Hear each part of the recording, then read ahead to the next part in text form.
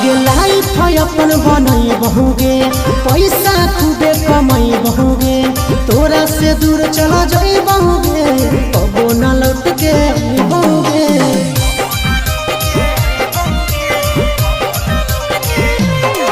आगे लाइफ अपन बनई बहुगे, पैसा खूबे कमाई बहुगे,